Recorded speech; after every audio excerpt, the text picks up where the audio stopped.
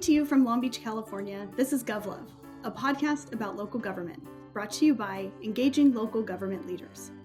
I'm Meredith Reynolds, Deputy City Manager of Long Beach, and GovLove co-host. We have a great episode for you today. We are talking with Toney and Alexis Brown about their experience with fire response during the Palisades Fire with the city of Malibu. But first, the best way to support GovLove is to become an ELGL member. ELGL is a professional association engaging the brightest minds in local government. Check us out and learn more about membership at elgl.org. Now let me introduce today's guests. Toney is the acting city manager for the city of Malibu. He recently served as the City of Malibu Assistant City Manager beginning in 2022, where he has managed the Administrative Services Department, including finance, accounting, the city budget, administration, human resources, risk management, and information technology.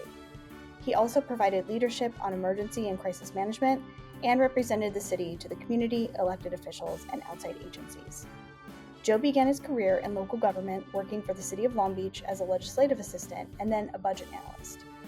He also served in the roles of fiscal and policy analyst, deputy county executive officer, and assistant director of general services for the county of Santa Barbara.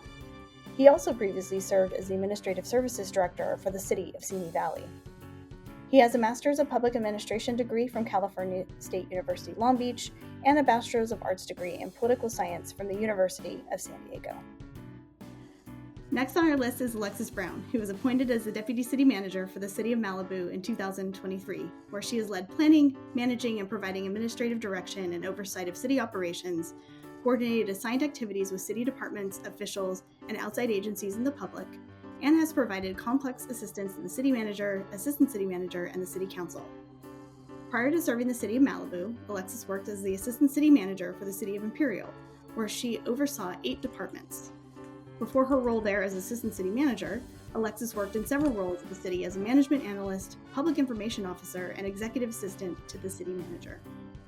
Earlier, she worked as the Director of Marketing and Special Events for the Imperial and Brawley Chamber of Commerce and served as a Business Development Specialist for the Imperial Valley Economic Development Corporation.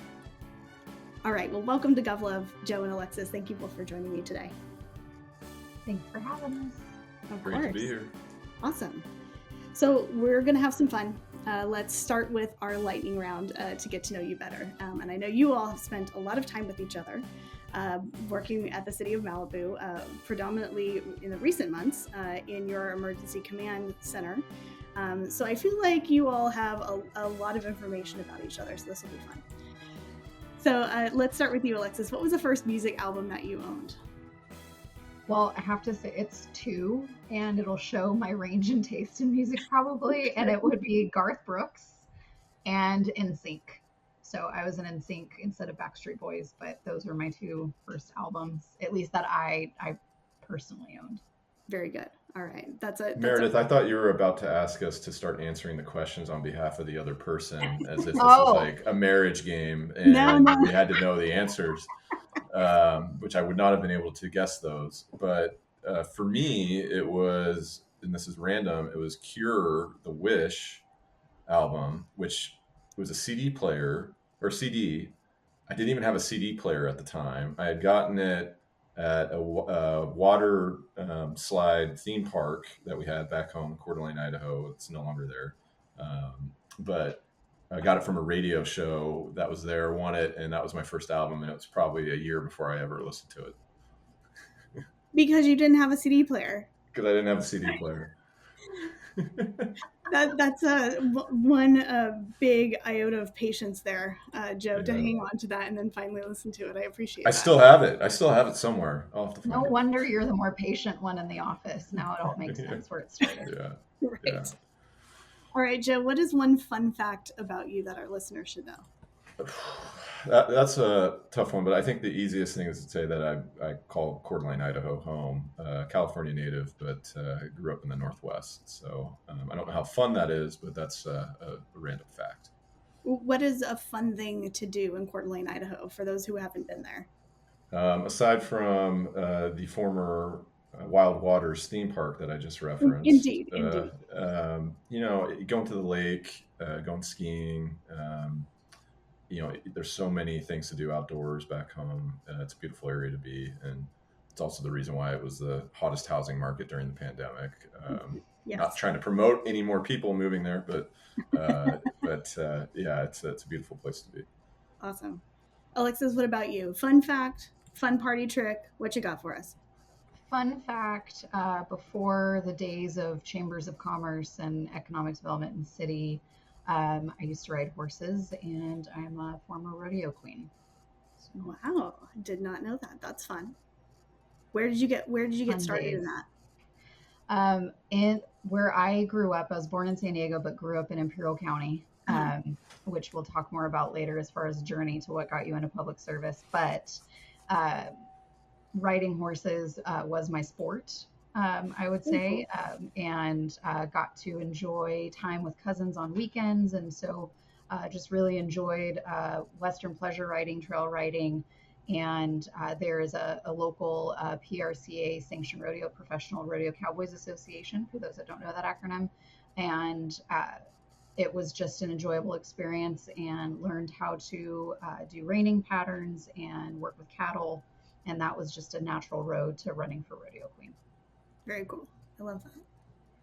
All right. What's one notable article or book that you've read that you recommend to others working in local government? What about you, Joe? So I was trying to think of a book. There's so many good ones out there, but actually my recommendation is to read fiction books in general. If you are in government, to give yourself an outlet. Because, a flavor of not having to read staff reports, right? Yeah, because I've traditionally been a nonfiction reader. I love history, but you need an outlet sometimes to take your mind off stuff. So I would just generally recommend reading fiction and trying to rebalance your mental state. Awesome. We're going to talk about mental health a little bit later, but that's probably one of the things on your list for good mental health in this industry. Awesome. Alexis, what about you? I would say if I could recommend anything, there's Leaders Eat Last. Obviously, Simon Sinek talks about servant leadership. I think that's just a great, depending on your leadership style, or if you're just trying to figure out what your leadership style is. There's a lot of examples in that book. I'm particular to servant leadership. The other one I would say is leadership and self-deception. I think understanding and having that self-awareness to recognize self-deception, and when you start to go down that hole, is something that as you progress in your career, you need to be acutely aware of, especially as you become a manager and manage people more so than you manage projects. Awesome. I'm going to go with her recommendations. Those are good. I like yours. I think fiction is absolutely right. I mean, there's a reason that, we're watching slasher stuff or Viking savage justice things when you get to decompress the local government day. Yeah, for sure. All right, Alexis, what is one thing for you that you love about working in local government?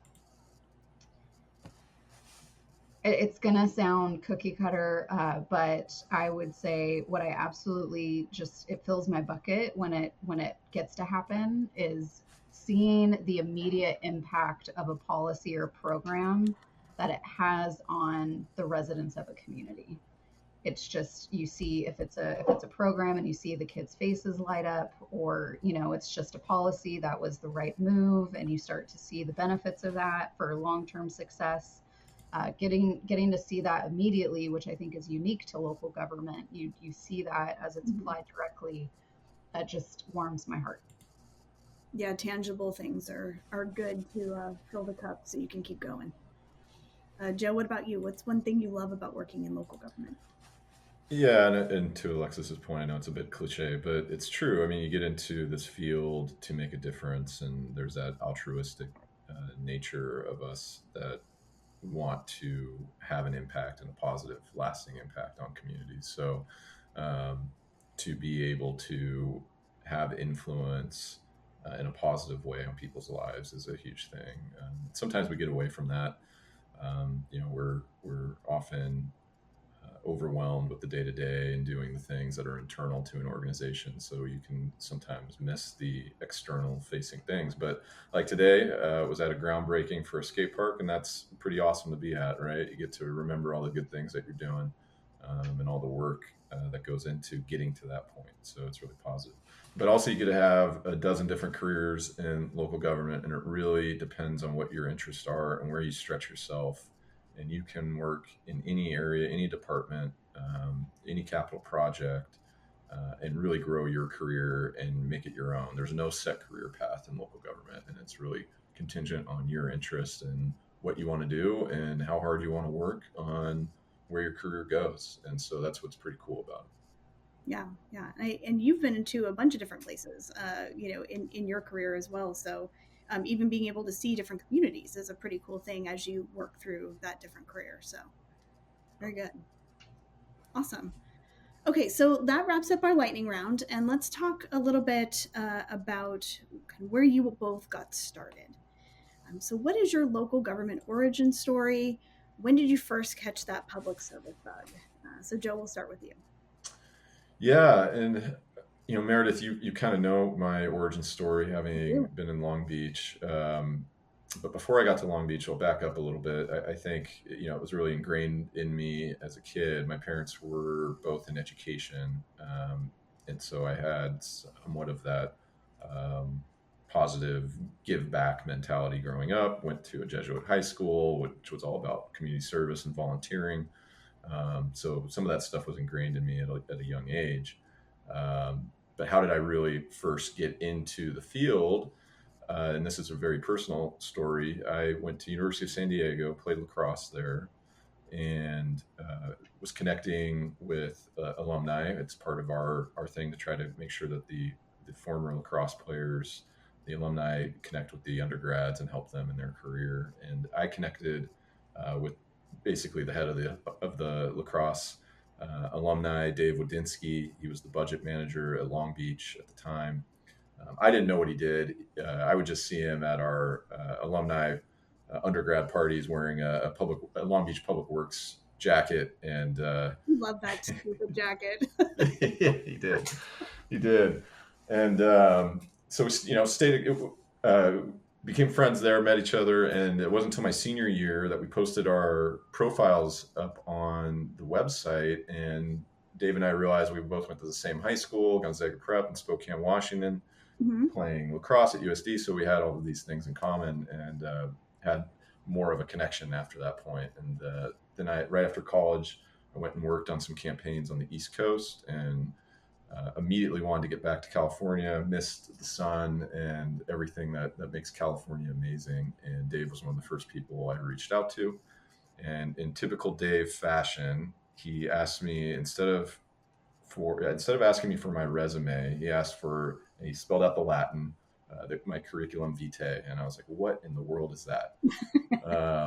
Even though I went to a Jesuit high school and Catholic university, I probably should have known the Latin. But that was Dave's typical fashion of being high-minded and both a common man at the same time. So reached out to him. He connected me with somebody at the City of Long Beach, started working for a council member, and that's really where my public service career took off from there. And then I worked my way into the budget office and really focused on the finances of a city, which is one of my biggest recommendations to anyone getting into government, and probably any organization in general, is learn the budget, learn how to do budgeting, learn the finances, and you can work in any department and in any area if you just understand the numbers. Yeah, great advice. Yeah, so that's how I got here today, and I still owe a lot to Dave and think about him all the time. Yeah, for our listeners, Dave Wodinsky was a colleague of both Joe and myself, and unfortunately passed away at the age of 40 several years ago, maybe a decade or so ago now. But definitely was poignant in for both of us in our careers, and have a lot of really great memories and stories to share about him. So it's fun to start the podcast off today in his memory. So. Yeah. And then Alexis, what about you? What is your local government origin story? Where did you kind of, catch that bug to serve the public?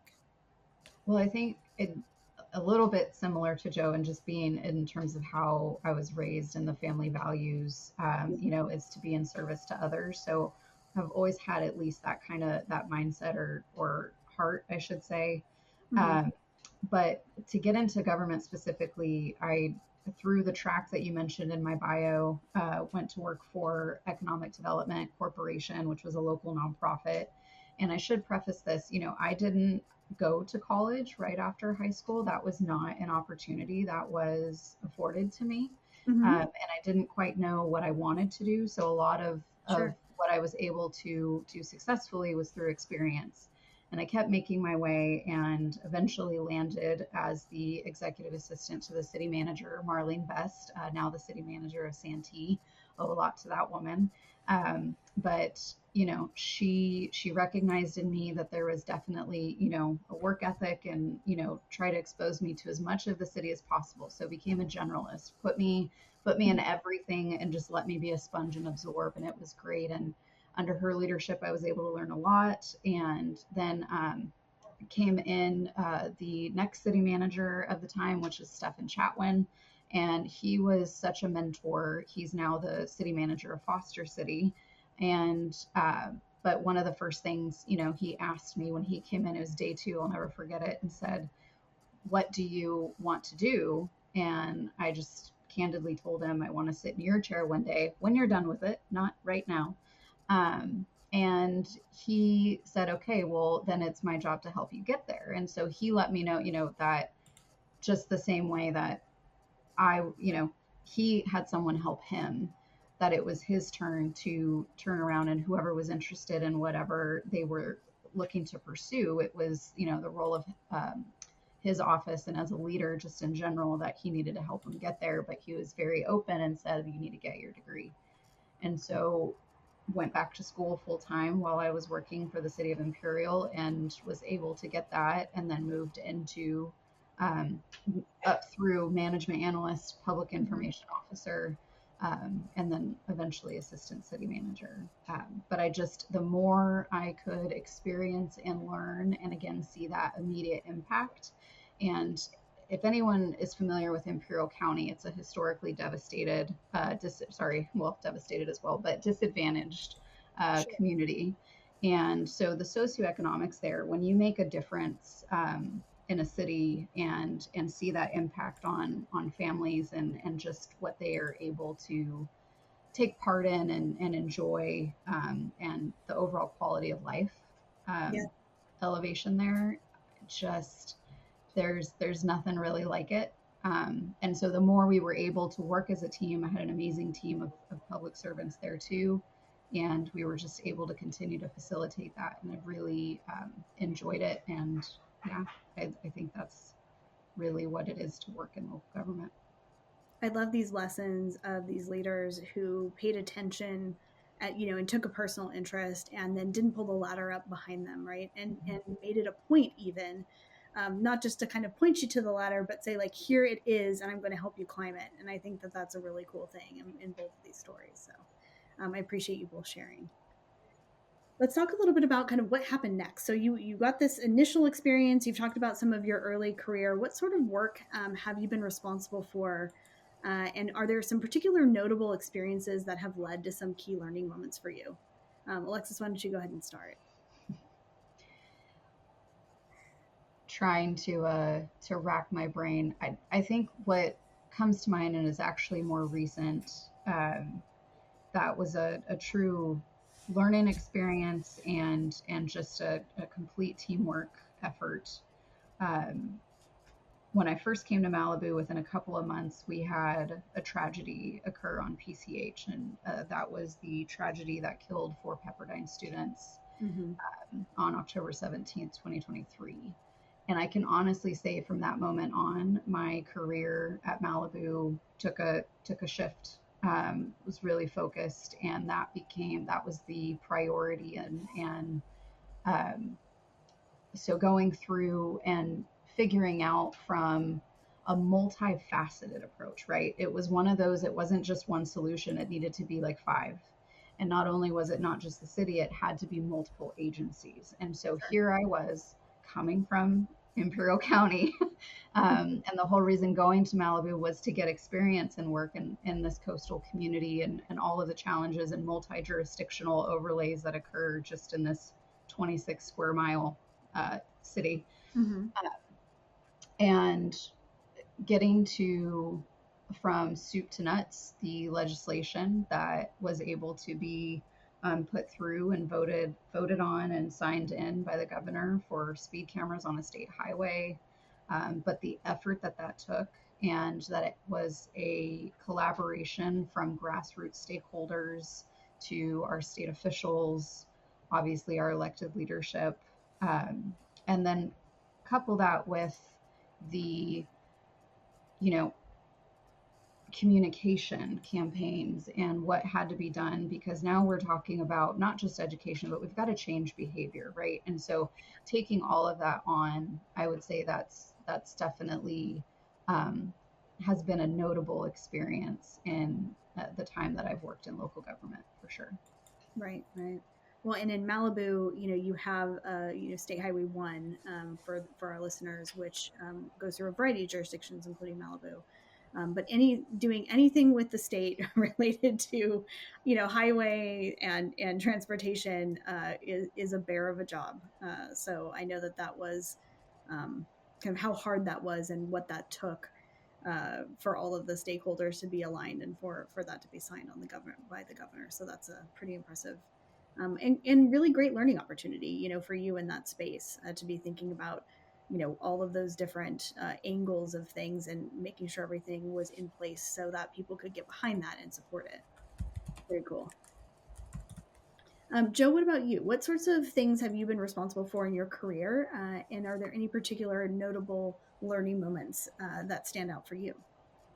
Yeah, my career has really ran the whole gamut, from budgeting and then to the point of what we were talking about earlier. You can have a dozen different careers, but from budgeting to capital projects to general maintenance, deferred maintenance, all the internal support, helping external support with public safety. So, I mean, it's been a number of different things.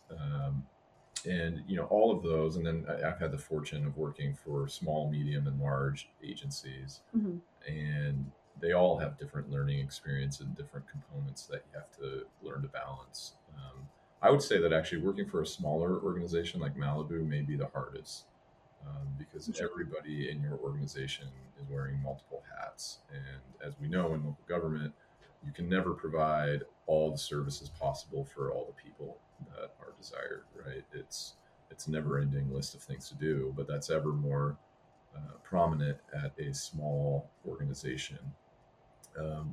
So, with that, there's a ton of learning experiences and how you manage it, how you manage resources.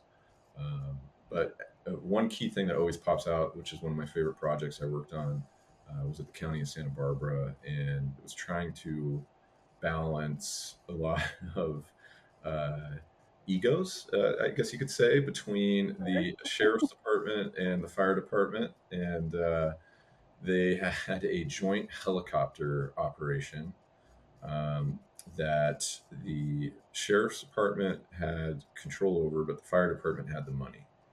And so it was a constant tug of war between the two entities, and this had been going on for many years. That does not sound complex at all. Does not sound complex at all. Yeah. You have union involvement. You have different qualifications on fire pilots versus law pilots on the amount of hours that they have to be trained. So it was constantly this fight for everybody involved on what should be the common denominator, what should be required, who's in control of this. So it was difficult, but what we ended up doing was kind of having a focus team. It was the undersheriff and the deputy fire chief that we would meet regularly. And it was us three, probably on a weekly basis, trying to hammer out a joint agreement. And thankfully, we all had a really good working relationship. And we were able to push through a share agreement on maintenance of the helicopters. So not only that, you get these old federal helicopters, right? Military helicopters at disposal. I'm sure there's a lot of familiarity with that of our listeners. You get it; it's quote unquote free, but then you got to take on all the maintenance and responsibility of it, and so it's costly. Nothing's ever free. Nothing's ever free, and so we had to figure out a way of creating a fund that would set aside money for the ongoing maintenance. So we structured that. Um, that was the big linchpin to try to find some agreement. And then also trying to change some of the requirements on the pilots so that there was still a minimum standard, but we were clear on who were doing the search and rescue, who's doing more of the fire drops and all that type of stuff. We found agreement. It was a great place. I know it lasted for the next few years while I was there. I can't promise that it's still working well there, but that was one of my favorite ones to work on. It was very prominent, very high focus project because it's public safety involved. But Sure. It's trying to do negotiating, trying to do deal making, and just relationship building to get to the finish line. Yeah, that's managing all of those personalities, I'm sure, was not easy and notable, I'm sure. Right. Well, Alexis talked a little bit about what led you to work for Malibu, right? So, Alexis, you talked a little bit about, the getting experience in a particular kind of city. But let's talk for both of you. What kind of led you to the city of Malibu? And why don't you tell us a little bit about the city, for our listeners who may not be aware of the location, the topography, the community, and what Malibu is about. I blame Joe for myself coming to Malibu. No, for anyone that's listening, I say that jokingly and lovingly, but we knew each other through MMASC. So if anyone is not familiar with that organization, Municipal Managers of Southern California, Association of Southern California, right? And it's really important as you're in this career and you need to find those to commiserate with and find camaraderie outside of your own organization, right? So you build your network and you build those contacts. So I was ready to take the next step in my career, but I also knew that I needed to gain experience if I wanted to be in Southern California, and close, if not in a coastal community. Obviously, that meant to find opportunity there, and so was waiting for that opportunity, and Malibu's position for deputy city manager came up, and I knew the recruitment firm, or a recruitment firm that was had said, hey, have you seen this? And just so happened, I was like, wait a minute, I know the assistant city manager there. So gave Joe a phone call and kind of talked through some things, and that's what the uniqueness of Malibu. It's coastal community nestled in LA, but it really is rural.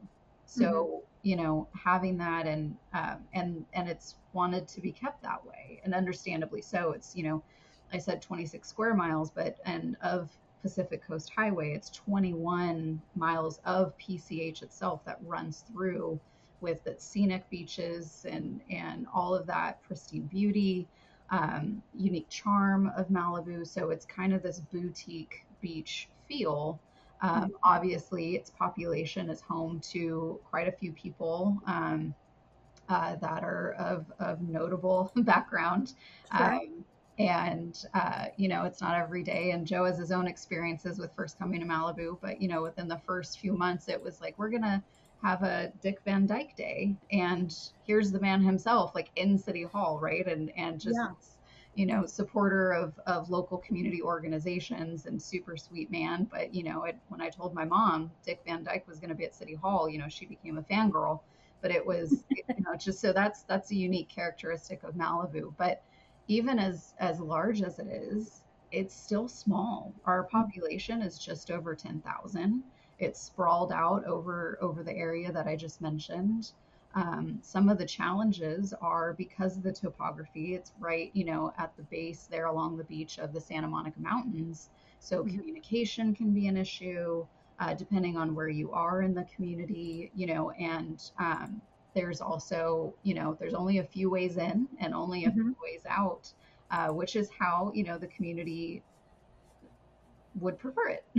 And so you're either coming in on PCH from the west side of LA through, Santa Monica, you're coming from the other direction of Oxnard, or you're coming down one of the canyons. And I remember when I came for that first interview, I had stayed in Agora Hills and I drove down Malibu Canyon and I was like, oh my goodness, this absolutely, it was just like, this is beautiful. Right? Just green mountainsides, the ocean's right there. You just, it was everything that the recruitment brochure for my position was alluding to. So yeah. Well, that beautiful like peekaboo view right over the crest of the hill there, and then it just kind of opens its arms and welcomes you as you drive down the canyon, which is lovely. Yeah, definitely. Well, I feel like the theme of the podcast today is blame Joe. So, Joe, why did you work for the city of Malibu? That's fair. That's fair. I've had the great fortune. I've taken it for granted to have lived in amazing coastal communities, and going to college in San Diego, then Long Beach and Santa Barbara. So Malibu was on brand for you, huh? Yeah, Malibu was on brand, and I had been the administrative services director at Simi Valley, so I'd gone a little bit inland, and my personal side longed to be back by the beach. And so when I saw the assistant city manager come up, I thought, okay, that's a great opportunity to start working again in a coastal community and step into the assistant city manager role, with a career focus on eventually becoming a city manager or county executive. Mm-hmm. And so I thought that was the right step. And so that was what attracted me in being able to work in a coastal community for the Coastal Commission and all those projects that you have to deal with. Mm-hmm. So to gain that experience. So that's what attracted me to Malibu. And to work in a smaller organization where you can make a huge impact and effectuate change rapidly. Mm-hmm. And something that took me a bit to adjust to when I first started in Malibu is that I am overseeing HR. Mm-hmm. We have an HR team, an amazing HR team, but it ultimately reports to the assistant city manager. And realizing that because we're a small organization, don't have any unions, that really whatever I decide is what goes. And that took me a bit because I'm used to having to seek approval, get side letters or do whatever you need to do to get something in place, or you need to wait till the next round of negotiations. And so, to be able to say, okay, hey, we need to formalize our hybrid remote policy, which had been still going since COVID, but we hadn't really formalized it. Okay, done. We got it. Let's meet with some staff. I still kind of create a quasi union group of representatives from departments just so I can chat with them and get input. But you have some good thought. Right. Yeah, if you want to get a policy in place, you can do it. So, that was what was attractive, is going to a small organization and getting that experience too. Yeah. So did you have a Dick Van Dyke celebrity moment? Yeah, I did, actually. It's a great question because I know you are also a West Wing fan, Meredith. I am. And it's my favorite show. I've watched it at least 2 times all the way through, probably more with random episodes. But is this our favorite president? Favorite president. Hopefully he'll run again. Hopefully Bartlett in 2028. I also have to sign off on invoices as part of our AP process, and I get some of the smallest invoices or see things, and you do spot checks on stuff. And I had a $50 deposit refund for one of our community center sites, and it is Martin Sheen who signed it first. He had paid the check personally, and he was getting the reimbursement. I was like, that's pretty dang cool. So you have reimbursed our favorite West Wing president. Whatever it was, it got processed. I didn't take anything or keep anything or even the signature, but you got to love those moments. That's right. Well, very unique to just a very few amount of cities across our country, and Malibu was definitely one of those. So very good. Yeah. Well, you talked a little bit about kind of this topography, Alexis, about at the base of the Santa Monica Mountains, which is in this beautiful kind of quintessential Southern California beachfront community. This is definitely what makes Malibu, and have kind of been there once to go to some training at Pepperdine, and then also was a part of some fire response, which we'll talk about in a minute. But these are things that make this community what it is. It also makes this community very vulnerable to fire emergencies. And there's a number of emergencies I know that both of you have been responding to, but the one that I think people are most familiar with are the ones that were in the news recently, the Eaton Palisades Fire. And Palisades in particular was impacting the Palisades area and Malibu, killing 12 people, destroying more than 6,800 structures across Pacific Palisades, Topanga, Malibu before it was fully contained after 24 days. And so this has really made it the 10th deadliest and third most destructive California wildfire on record, and the most destructive to occur in the history of the city of Los Angeles.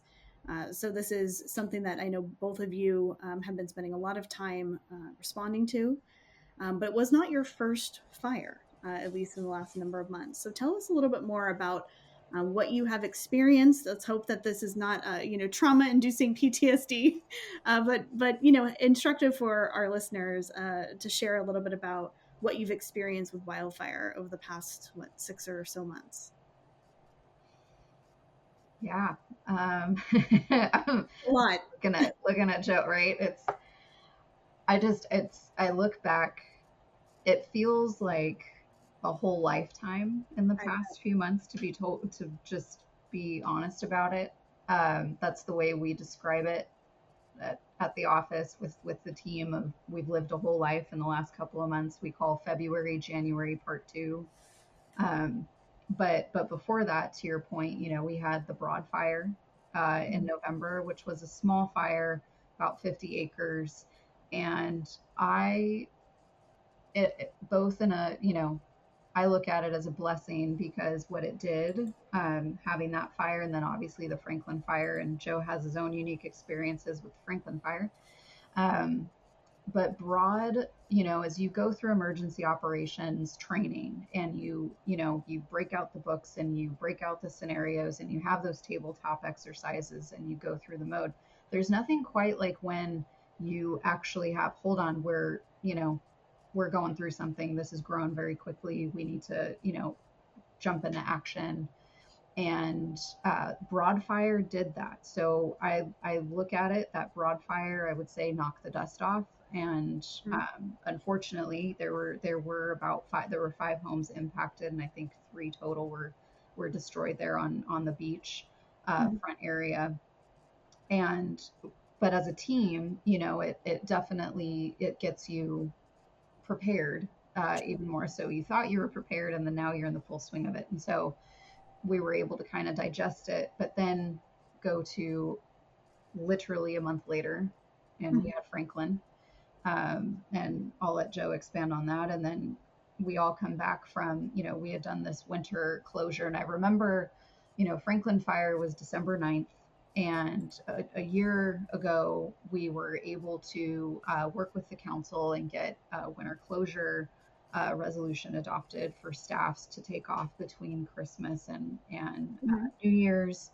And I remember all of us kind of thinking like, okay, we're going to be able to recover some. We're still monitoring things, recovering from Franklin, and then we'll be able to come back fully charged, kind of to get out of that crisis mode. And a day of being back from that, Palisades Fire took place. So, so it's been a lot for our team. We have been in crisis mode for now since November, really.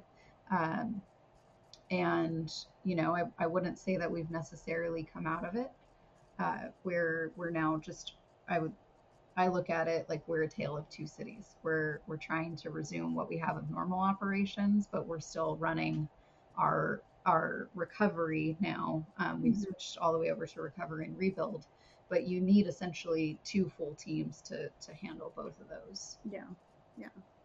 So you had the Broad Fire, and then Joe, what happened with the Franklin Fire about a month later, right? So you're in the beginning of December.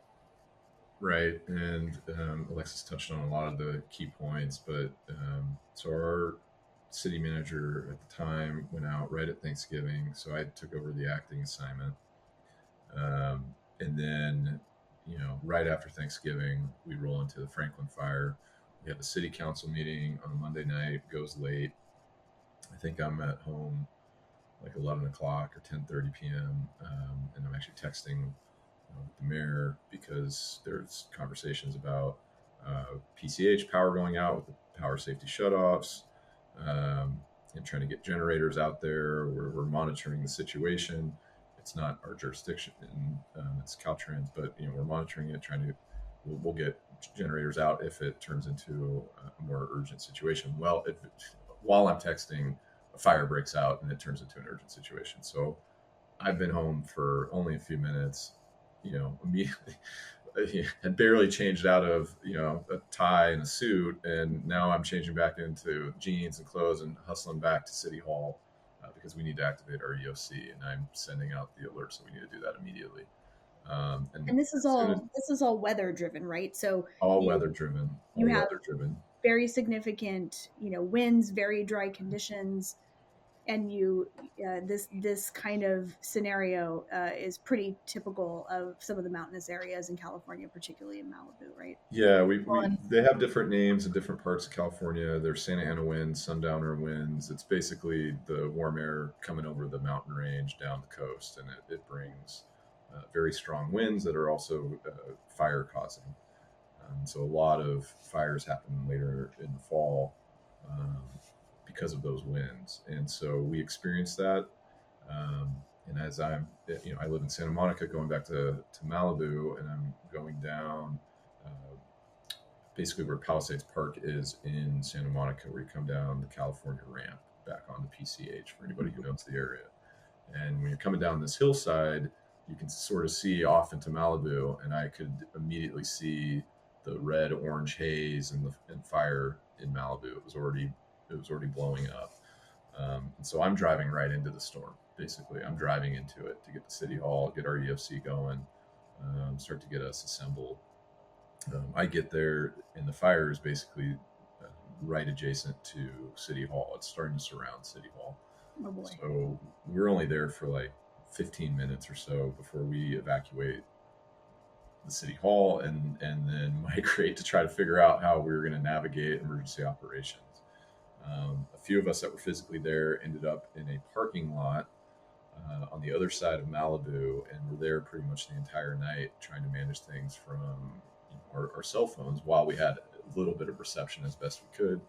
Sure. And you're just seeing in the distance, this sort, and I think it was a full moon at the time, so there was actually pretty good light. So you could kind of see this huge plume of smoke in the distance and the fire blowing up. And then eventually one of our neighboring cities invited us over to their city hall. It was Calabasas, that allowed us to set up shop for an EOC, and that was at like 5 a.m. Shout out to Calabasas. Shout out to Calabasas and many of our neighbors whose city halls we used over the last few months. So the city of Westlake and Camarillo. Thank you very much. Yeah. And then Pepperdine. And Pepperdine. Yeah. Well, this kind of constant state of emergency, has affected you both in the organization. What have you seen from kind of the staff response and the toll that it's taken on staff? What are you seeing from your community as a part of all of these fire responses?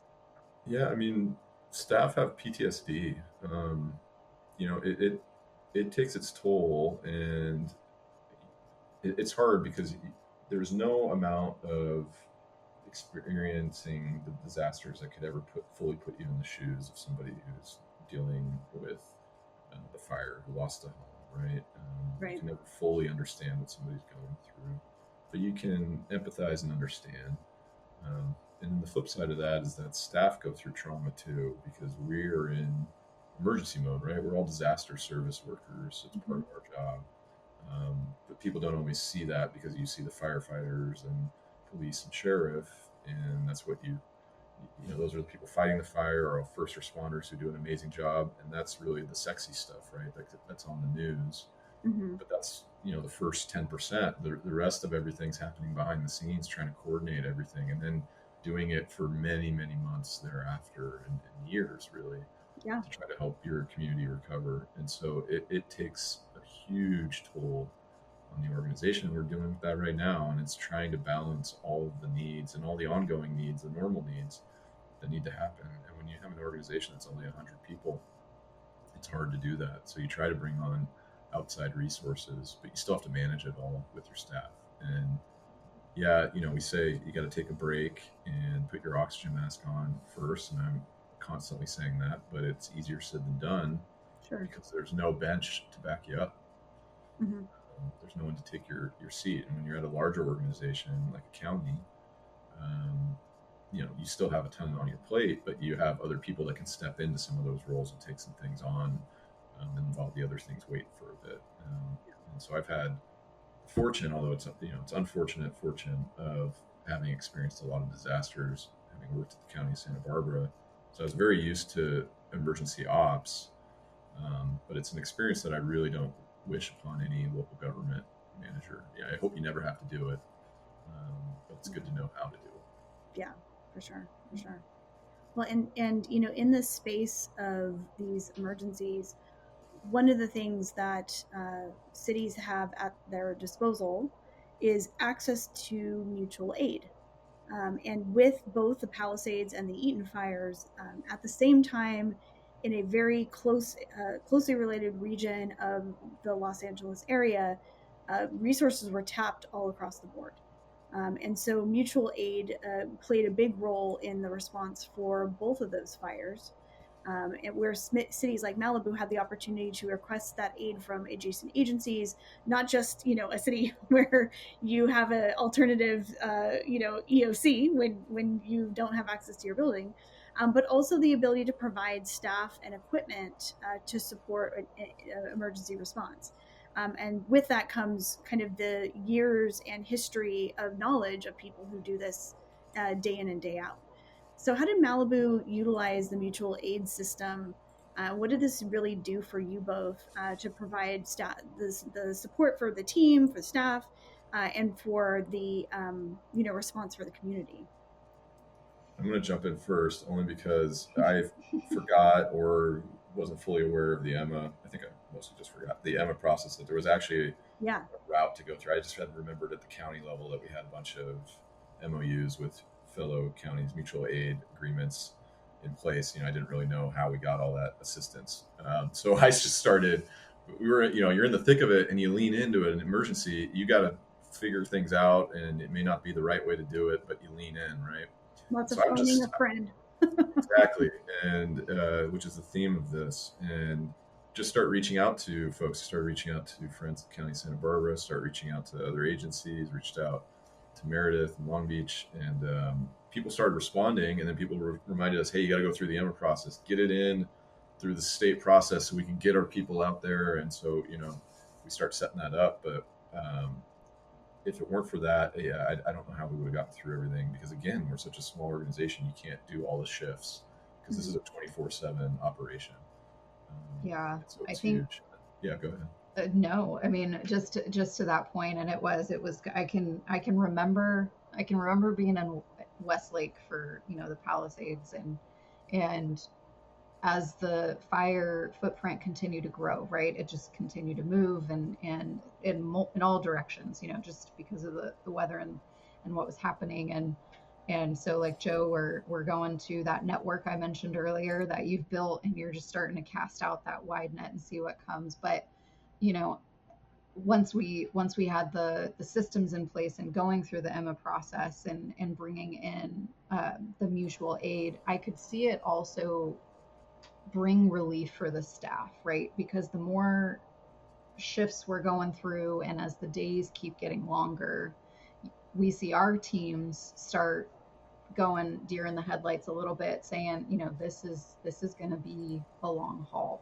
This is, this isn't like Franklin. For those that had been through the Woolsey fire right back, they were a little bit familiar with it, but we also didn't know how fast, it took a while for things to get contained. And, we, as chaotic and devastating as the Franklin fire was before this one, learning that actually was what stopped and contained the Palisades, was, was huge for the community, and a relief for it. Wasn't, once they figured it wasn't going to go past the Franklin burn scar, and just what that ended up meaning for the overall fire management and response to it. But as these individuals were coming in, and we had, Irvine PD coming up for, different shifts. We had from all over the place, right? Down even in my old stomping grounds, we had different people coming up, and people from the Central Valley. Yeah. I mean, yeah. And what I could say to anyone that would be, oh, we get an Emma request, do I send my staff?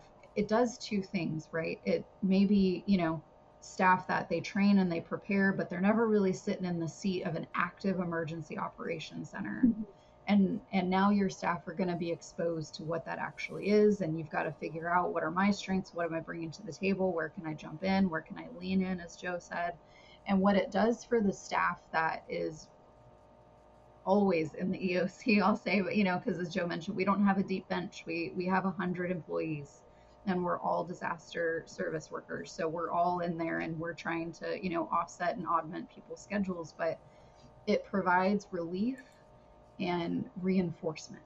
It lets as the person that's maybe manning the finance table or the planning and intelligence table and whatever it is, we're not in this by ourselves, guys. We are not just Malibu. We can, there's other teams, and we can reach out to others.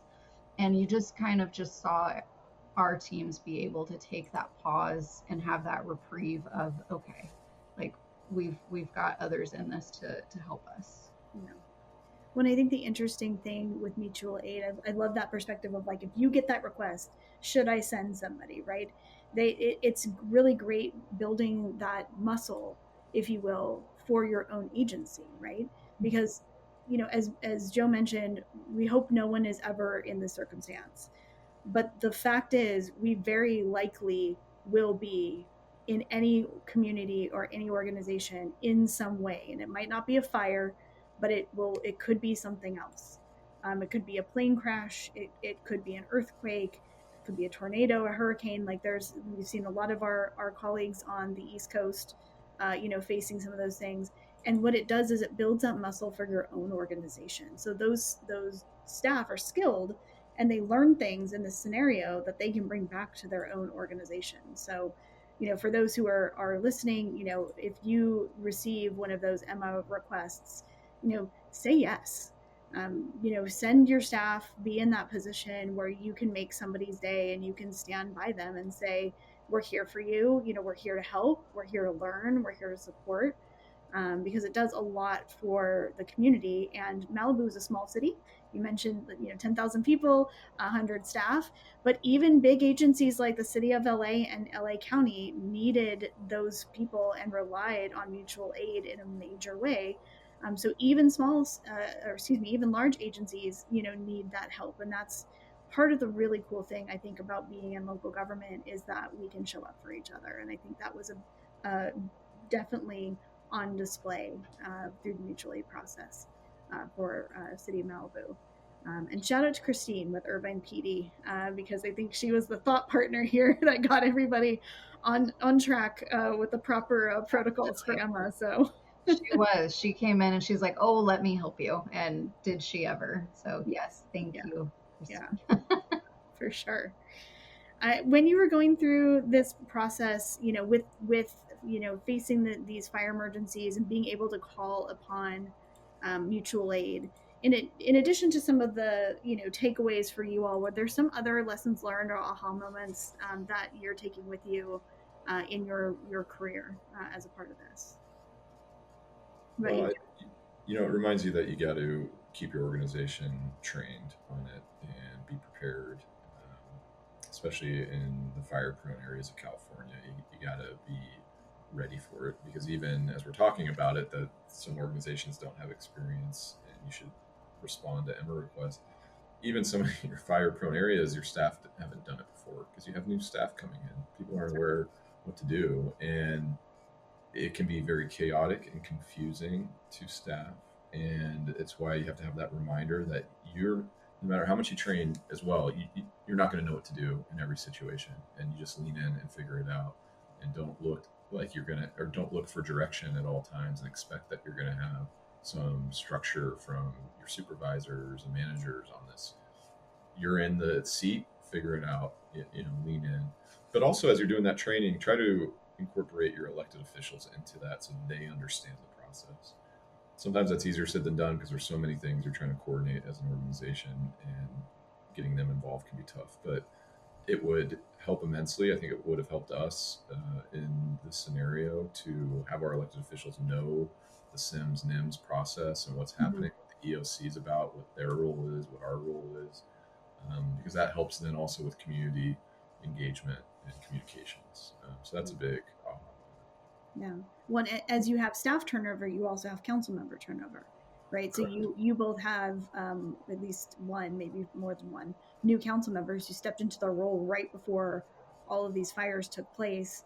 And so that's a good thing to remember as well, is it's not just new staff members, it might be new council members. And we have brand new fire maps in California.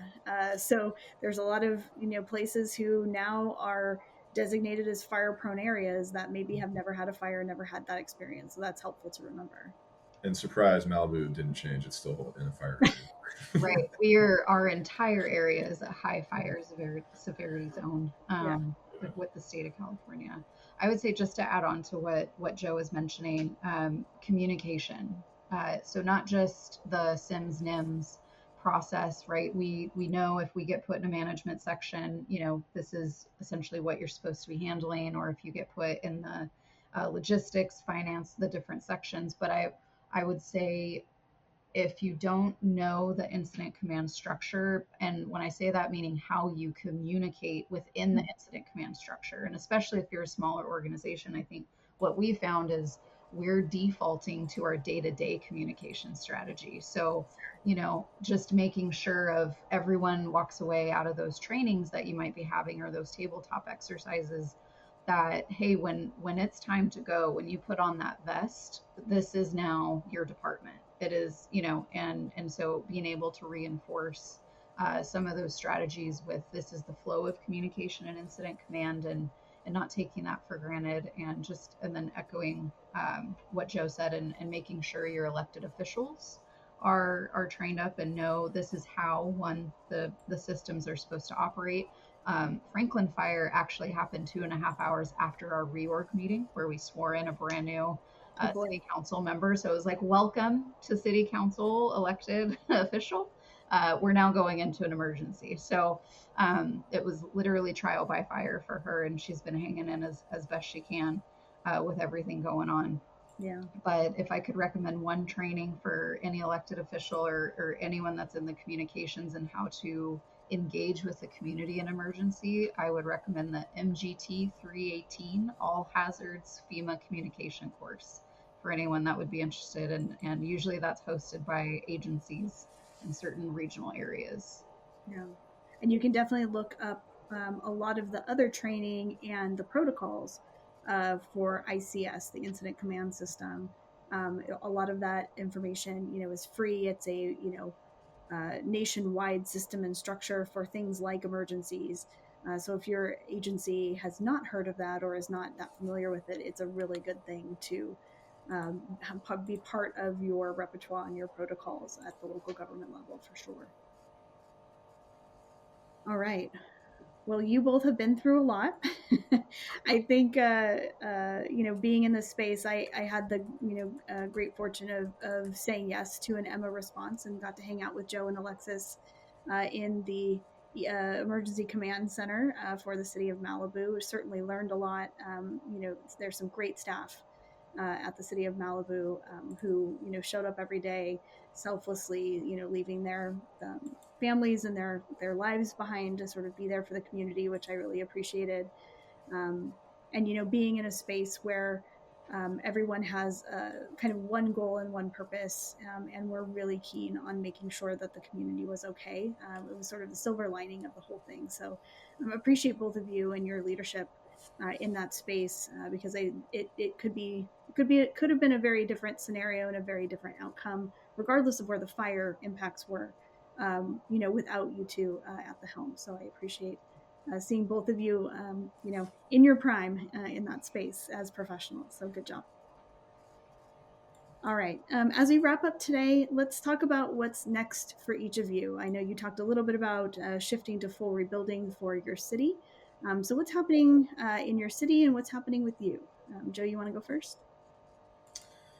Yeah, I mean, I was going to say I'm working on trying to get a vacation point, Fair. so that's top of mind.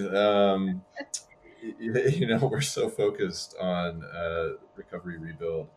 It's hard to say that there's any new ventures on the way. It's trying to get us back to normalcy and help our community and do that as quickly as possible. And of course, you can never do everything and anything as fast as the community and everybody needs, but we're doing our best. And so that's really the current focus. But we're starting to see a little bit of light at the end of the tunnel. It's going to be a long road to rebuild. And again, that's what people don't see. That's the 90% of a disaster that people don't see after the smoke clears and the news goes away, is all of the recovery that continues, the countless hours that go into it, and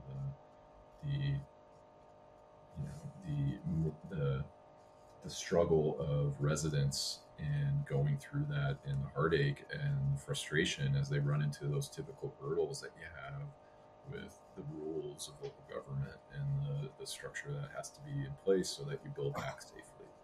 And so it's a tough process. So that's been our focus. We have multiple meetings a week on different topics and countless hours, and it's going to go for a while. So that's the biggest focus right now. Yeah, when you have some little snippets of normalcy, right? Like your skate park opening today. So that was good cues to your community that little things are still happening that make a big difference. Yeah, awesome. Alexis, what about you? Yeah, I think as we're trying to regain that sense of normalcy, and maybe it just the silver lining is with an unprecedented event comes the opportunity for innovative solutions. And I say that, we're working with all stakeholders, and on Monday we have another meeting, but it's our regular council meeting, right? And we're trying to bring, some solutions for, we lost about a third of our city in Malibu, right, in the Palisades Fire. And also within that, it shut down the main artery to our business community. And our business community, in addition to our residents losing their homes and their world, basically, right? Yeah. We've had a lot of businesses that also felt that direct impact and lost everything. Moon Shadows Restaurant is no more, and that's such an iconic piece as you're driving into Malibu. But also those businesses that are still there, they're over 70% losses, and that's something that it's not sustainable, right? And so when I say innovative solutions, it's trying to work with all layers of the state. Again, how do we come together? How do we support our community? How do we come back more resilient? So as far as what that is, it's looking at those creative ways of collaboration and our community coming together to find the solutions and keep Malibu afloat. And Malibu is open, right? And trying to bring back some of those, visitors and tourists that really do boost our economy right now and regain that sense of normalcy of it. Yeah, and it's so hard because people who aren't as familiar with the community, what makes it so charming and rural is that it's hard to get to and isolated. So then during a disaster, it makes it even more difficult, right? And you have a fire that's swept through the eastern edge where PCH is, and that's your main artery into the city. And so it's crushing the rest of our businesses. And it's this delicate balancing act of trying to clean up the disaster so everybody can rebuild and get back to that normalcy, while also trying to allow access so the rest of the city doesn't die either. And are we going to be able to find that right happy medium? We're not even sure, but we're working on it. We're having the conversations. But it's tough. And so, again, this is such a long road to get through all of this. You learn, there's one thing to learn EOC and mutual aid, and then there's a whole nother side to learn rebuilding and capital projects and partnering with other agencies and public-private partnerships, all the things that go into the follow-up and the recovery. Yeah. Well, those are definitely things that help build resumes and help build community. So I definitely think that you both are in a good spot to help do that. So thank you for joining us today and telling us a little bit about your story. Thank you. Thanks for having us. Yeah. So last question here, question of the day. If you could be the Gov Love DJ, what song would you pick as the exit music for the episode? There's only one song, and Joe,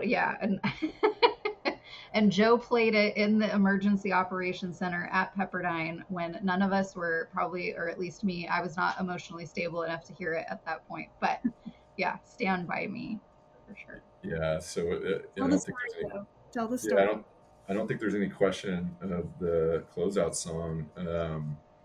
So there's a great young artist, and I'm not even a country music fan. He's a country artist that came across through whatever social media algorithm, about a year ago. Stephen Wilson Jr., who has just this mind-blowing cover version of "Stand By Me" that is absolutely riveting and captured my attention. And so now I'm totally into his music. But it felt like we needed a moment at the EOC when we were at Pepperdine, and kind of surprised everybody by blasting it on music, or on the speakers in the community room that we were at Pepperdine. And that's going to be one of those lasting moments that we have for a long time for those of us that were there. And you had to give everybody a mental break, and you got to take those moments to regain some energy and refocus. And it's such a beautiful song and such a beautiful analogy of what you have to do in a disaster, which is to lean on each other and stand by each other. That's a beautiful end to a beautiful episode of Gov Love today. So thank you both. Thank you, Meredith, and a huge thank you to you. When you came on mutual aid train to join us and drove countless hours up and around to get there, we couldn't have done it without you. You were immensely helpful and forever grateful for you. Of course. Say yes to mutual aid, folks. Please. All right, that ends our Gov Love episode for today. A big thanks to Alexis and Joe for joining the podcast. Subscribe to Gov Love on your favorite podcast app. New episodes drop every Friday. If you are already subscribed to Gov Love, go tell a friend or colleague about this podcast or share on social media. Help us spread the word that Gov Love is a go-to place for local government stories. Gov Love is brought to you by ELGL, Engaging Local Government Leaders. The best way to support Gov Love is to become an ELGL member. You can reach us online at elgl.org/govlove or at GovLove Podcast on LinkedIn, Instagram, and X. Thanks for listening. This has been Gov Love, a podcast about local government.